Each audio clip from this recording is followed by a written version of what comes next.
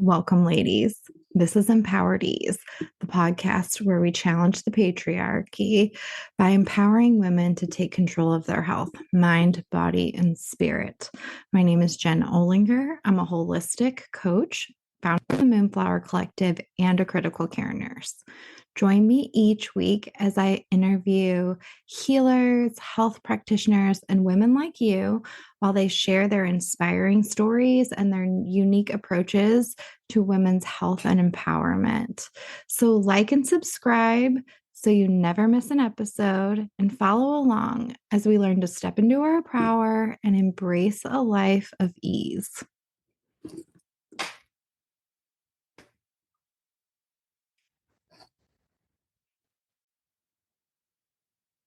Hello, and welcome to the Empowered Ease podcast. Our guest today is Brooke Holland. She is a holistic nutritionist and co-founder of the Rise to Thrive tribe. Welcome, Brooke. How are you?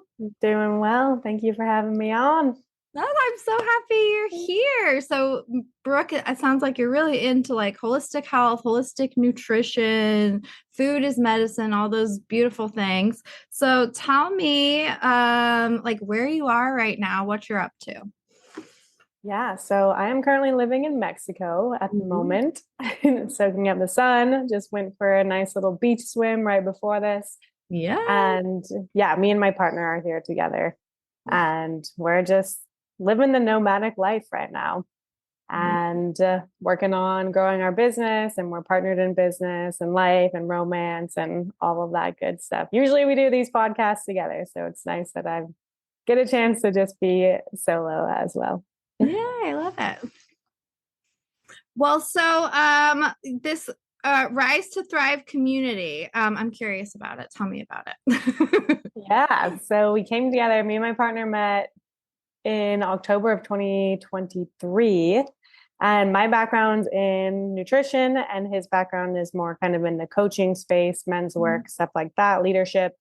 And we just came together. We met in the desert of Sedona at this magical gathering, and we just instantly like fell in love with each other, and we're playful, and everything was really surrounded by, we're doing men's work and women's work, unity work. So a lot of connecting in that kind of space, and wellness being the foundation, and cultivating authentic connection and vulnerability and all of that. So we kind of just came together and bridged our world of expertise. So he saw my passion and excitement for nutrition and drinking superfoods and nourishing all the people at camp, sprinkling some magical potions in his cacao that I would make him every morning. And we instantly just joined life together, and we're like, let's create something. He has a background in creating programs, things like that. I've been guiding these holistic health transformations for about 5 years now. So we came together to create this community called the Rise to Thrive tribe. And our 3 pillars are vitality, connection, and play. And so, yeah, we've kind of just been working on this project together ever since, and it's still evolving and expanding, and we have a lot of exciting things. Is this like an in-person community? Is this like a virtual community? What kind of community is this? Yeah, so ultimately it's online right now, but we love being in person. Like that's how we met. We met in an actual community, on the land in a camp out. So we love the belly to belly interactions the most. So ultimately we want to be calling in humans that we love and that we vibe with, and then we can go out into the world and meet up, do festivals, gatherings, things like that, so that we can, share together, in person. However, because we are so connected through technology, it's like, hey, we can actually impact as many people as we really want through. Yeah, you can really find your tribe nowadays with the internet, huh? Yeah, exactly. So it's been fun. Yeah, and stay tuned for more.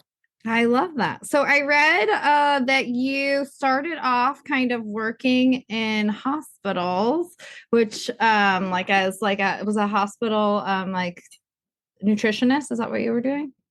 Yeah, so I can give a little background on that. I'm a nurse, so I love it because I talked to the nutritionist on the unit I'm on now. I'll like go to her with diet fads and stuff. I'm like, people are asking about this. Like, tell me what you really think. And I love her because she's like one of the most honest people. She'd be like, this is like she. Yeah. So I'm like, tell me about your experience there. Let's talk about the healthcare. Yeah, totally. And yeah, so back in the day, I mean, when I was going to school and like studying nutrition, that's what I have my degree in. A lot of my education was very clinical based. And so I ended up getting a job at a hospital because I was on the path to becoming a clinical dietitian. Mhm. And so I needed to have the experience, and I'm so glad that I did. So I worked in the local hospital and I was doing like patient meals. So I was working for the dietitian at the time as I was studying to become a dietitian myself. So I was a dietary aide doing patient meals, putting their meals together, making sure that they got if somebody was going in for surgery, I'm not giving them food, right? Like I'm giving them their clear liquid, or, I mean, as you know, you have very specific diet needs for each individual patient in the Mhm. hospital. However, for me, I went to study food as medicine. Like that's what I thought I was getting into. I was more on the holistic side of things. I love movement, just connecting in nature. And I really wanted to help people before they got to the hospital, Mhm. preventative medicine. And Mhm. so for me, it was really challenging because all these people were already at this point where they were sick. And the meals that we were providing them, at least at the hospital I worked at, was just not nourishing food at Mhm. all. And the only difference between a cardiac patient and a regular patient was the lack of like a salt packet on their tray, or the diabetics got the sugar-free dessert, right? But we're still feeding these people highly processed foods, and it just didn't really make sense to me. So I put in Mhm. my time, I saw what I needed to see, and I got out of that job. But I also worked for a pediatrician. So I've kind of been in, the Western world, just dipping my toes in and going through my own health journey myself Mhm. through the Western lens, and learning that that really was not the way for me and how I wanted to serve people. Mm, I love that. I think there's so for listeners who don't know this, like our current healthcare system is kind of imploding. It does very little prevention, if any, at all. Even the good people who I feel like want to do prevention just don't have the time. They're too overworked to spend real time with people. So prevention is really where it's at.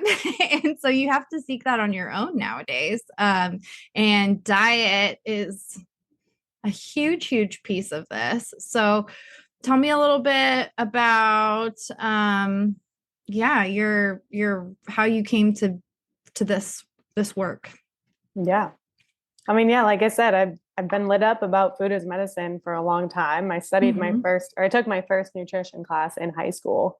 And I was Mm-hmm. like, this is what I want to do. Mm-hmm. So I kind of knew that that was the world that I wanted to be in. I guess it wasn't until, yeah, I mean, during my studies, I was also struggling with like the worst health of my life, with the stress of school and not Mm-hmm. sleeping, and like the college culture and partying and things like that. And I was having some pretty bad like gut dysbiosis issues. And so I was going and seeing so many different doctors. Like I said, I worked for a doctor, a pediatrician at the time, and I was just seeking answers. I got ultrasounds done, labs done, things like that, to be like, what is going on inside of my body?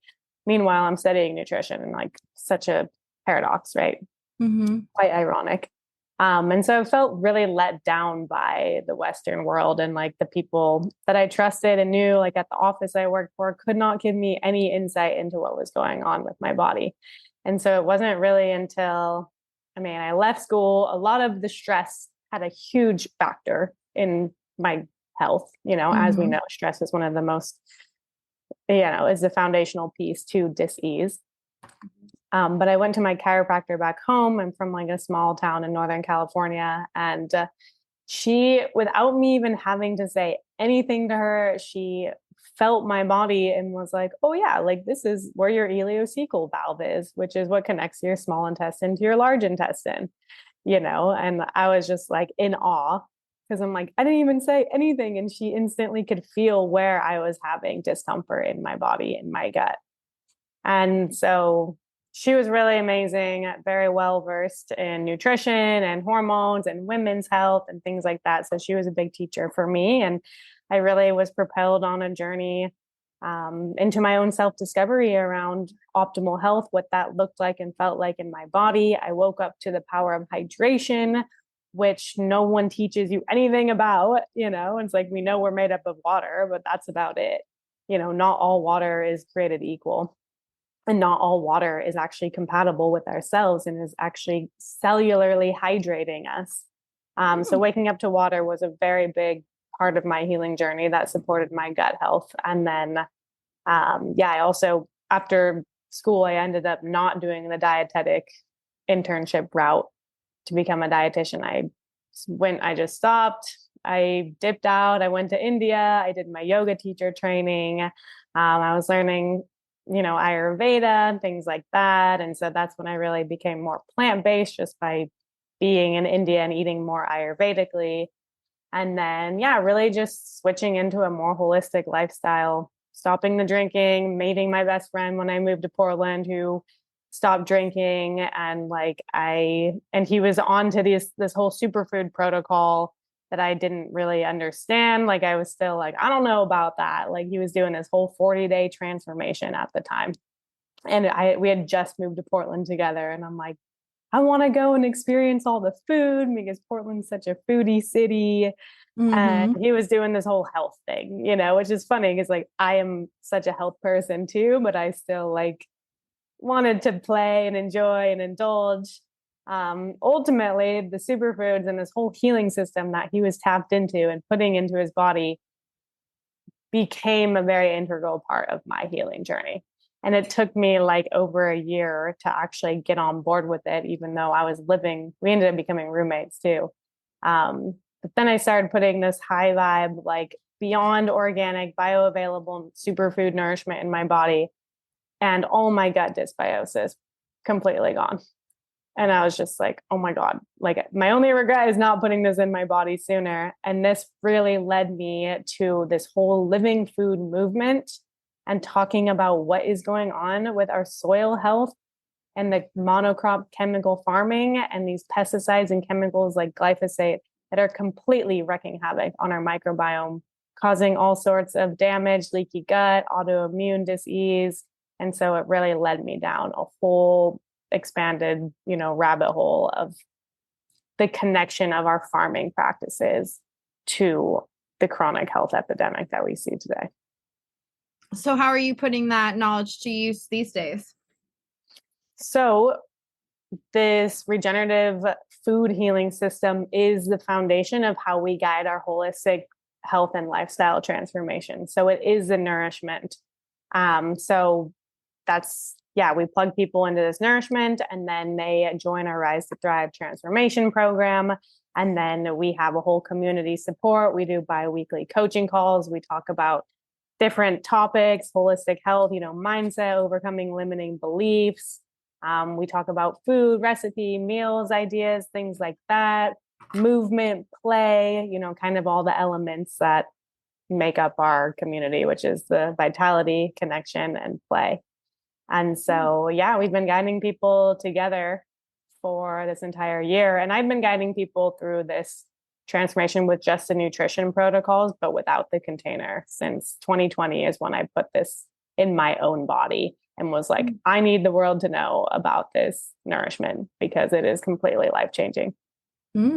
So what were you saying about the water? I have, it was all new to me. So expand a little bit on what you were saying about water. Yeah. So I woke up to water through, I don't know, are you familiar with Kangen water? Mm-mm. So I met somebody who was talking all about, it was this business opportunity ultimately, but it was around these ionizers, these water ionizer machines. They're called Kangen water machines. And they basically ionize your water and create molecular hydrogen rich water, which is a powerful antioxidant, anti-inflammatory. They're using these machines in Japan. They're made from the Japanese, and they're using them to help people heal. And so this type of water is really able to get into the matrix of our cells and start to hydrate us. And so I went down a whole watering hole when this machine, which is like a very expensive machine, and now there's so many technologies to like You can add molecular hydrogen tablets to your water. There's other like little water bottles that you can take on the go that make molecular hydrogen. I mean, there's so many different technologies that structure the water. And then also just something as simple as adding minerals back to our water, because that's something, if we just have a good quality source of water, like a good filtered water, reverse osmosis is like super clean, super pure and filtered, but it's devoid of the minerals. So we're trying to get back to the water, like the natural flowing waters that our ancestors knew ultimately, which were structured in a certain way, and then they're rich in minerals from the earth. So it's important to at least have a baseline. You don't need like a fancy water machine. I learned that. However, it was like amazing for me and, woke me up to so much more about water and hydration in my own body. But ultimately, having a good, clean source of water and remineralizing it is so important, because it adds a charge to the water, which then is compatible with the charge. It's like the ionic charge of our cells in the water. So it helps to bring that water into the matrix of our cells by just adding a good, I use this tincture called Ionic Elements. You can get a good, just mineral, like bottle of minerals that you can add, or even like a good Celtic gray sea salt, just to add to your water, add some lime, lemon, boom, like you've completely reactivated your water. Gotcha. Interesting. I like that. I'll have to look more into that. Let's see here. So what kind of advice would you give people who are like listening and thinking like, I need to make some probably different food choices, because it's hard these days. Food's super expensive, all this craziness going on. What kind of advice would you give people? Where should they start? Yeah, definitely. I know eating as locally and as organically as possible is such a good move, because I know that organic is not perfect either as far as like pesticide residues and things like that, but it is a step in the right direction, and it is not allowed to have glyphosate sprayed on it, which is the active ingredient found in Roundup weed killer, which is an antibiotic. So there is, like, I would tell people, look up the clean 15 versus the dirty dozen. So there's 15, like each year they have a list of like the produce that's going to be, here's a clean 15. You can buy these and get away with these. Even if they're not organic, they're going to be less exposed to pesticides. The dirty dozen, those are the ones like usually strawberries, like any like berries, leafy greens, like spinach, things like that are going to be more exposed to the pesticides and have that on there. On the skins or on the fruit, on the produce. So I would say do your best to avoid the dirty dozen and to buy those ones organically when possible. And then to kind of use that as a guide to eliminate seed oils as much as you can, really to eliminate most things that are processed. If you can go into the grocery store and kind of shop around the edges of the grocery store and getting things that aren't in bags and bottles and, as much as possible, but really looking for clean ingredients where you can actually read them. If it's like some crazy word that you can't even pronounce, I'm like, well, maybe that's something that you shouldn't put in your body, so just learning to eat as, real food as possible, as whole foods as possible, eliminating like the seed oils. I'm talking like canola oil, soy oil, cottonseed oil, peanut oil, things like that. If you can really switch your oils to healthier fats, that's going to be huge for you. And then again, eating as organically as possible. And if you have access to your farmers markets, because I lived on the West Coast and in Portland, Oregon, we have like a farmers market every day of the week. So very blessed. We know that like not all of America or the world has access to amazing produce. But if you do, going to your local farmers markets, talking to your farmer, asking them about their practices, getting to know them, that their food is being grown somewhat close to you, like getting in touch with your food. And if you can, like start growing something yourself, even just as little as like an herb plant, it's really like a reestablishing a healthier relationship with food. And then something that is also a great way to get more connected is to start cooking your own meals, cook with friends, with family, like that has a positive impact on your health, even if it's not the healthiest thing. By just like being in community and eating food in community is going to have a positive impact on your health, rather than just scarfing something down on your break that you only have 30 minutes for in the car. You're not being present with it, and your body's not really even having that signal to tell you like when you're full. So slowing down, being more intentional with your food, eating in community, eating as wholesomely as possible. And this might sound a little like woo-woo for people, but like blessing your food, before you, when it's out in front of you, just really honoring it and thanking the land and all the elements and the hands that it took for that food to get to you, and taking a moment is something that's really powerful and super simple as well. And you don't need to be like religious or anything to do that. Right. Just be a practice a little gratitude. Yeah. I like that. So if people want to find out more about you and what your partner are doing, where do they find you? Yeah, you can go to my website. It is www.sunbeam-wellness.com. And you can learn more about me there and our movement and what we're doing and our Rise to Thrive transformation. And then you can find me on social media on my Instagram at sunbeam_Brookie, Brookie. And that's my personal Instagram. And then we have our Instagram for our tribe as well that you can find through my personal account. But yeah, those would be the best places to find me. Yeah. And I always ask everyone this. So what is your go-to self-care when things are getting hard? What's the thing you do to regulate yourself?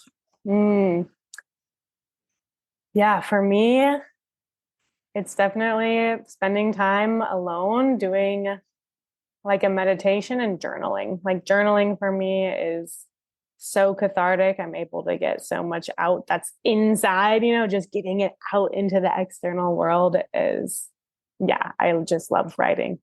So I love that. And do you have anything planned for the future that's coming up, or anything we should look for? I mean, we are gathering a group I know this won't be posted till actually March, but we're always bringing people into our tribe, into our community, into a transformation, so if you're looking to better your health and optimize your well-being and get connected, we're always bringing more people into our community any day, anytime. Like, you are so welcome to that. So yeah. All right.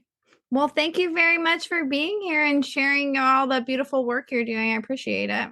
Yeah. Thanks for having me, Jenny. Appreciate you too. Thanks. Hi, fans. Thanks so much for listening. If you enjoyed the episode, please like and subscribe so that you never miss an episode. Also, share it with any women in your life who you think would enjoy it or need the extra support. If you have a story or you know someone that has a story that you think would be great on the podcast, you can submit those entries through my website. It is www.themoonflowercoachingcollective.com.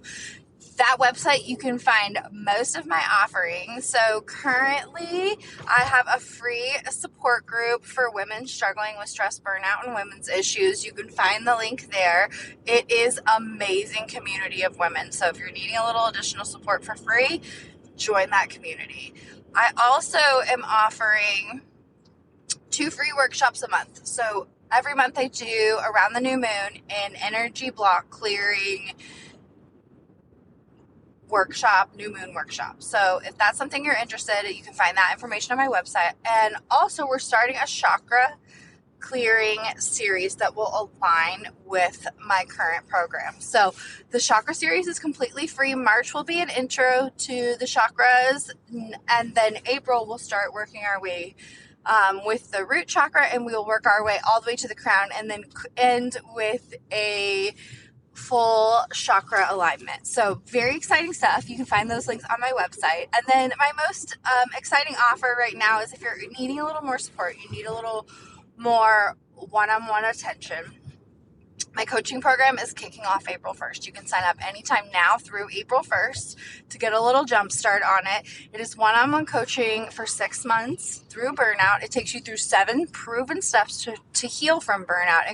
It includes group coaching and will align with the chakra aligning series. So if that's something you're interested in, you can find that as well on my website, which again is www.themoonflowercollective.com.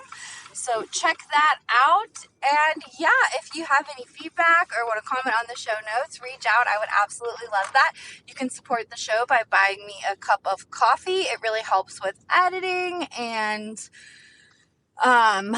all the extra things that are involved. Since I do a lot of things for free, it is greatly appreciated. So yeah, thank you. Can't wait to see you on the next episode.